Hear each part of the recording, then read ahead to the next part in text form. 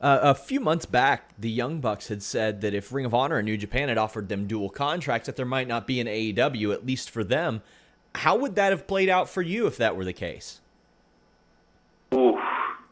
Like I was saying in Muted. opening remarks, all these elements that get us here are so combustible. Maybe there wouldn't have been an AEW had they accepted dual contracts.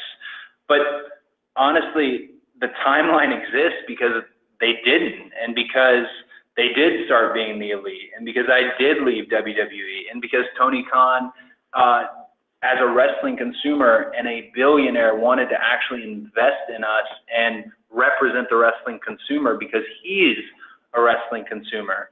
So perhaps we wouldn't have an AEW had they taken those contracts. I'm not sure. My mind around that period of time was headed towards doing Double or Nothing and doing a sequel to All In, providing self-promoted events.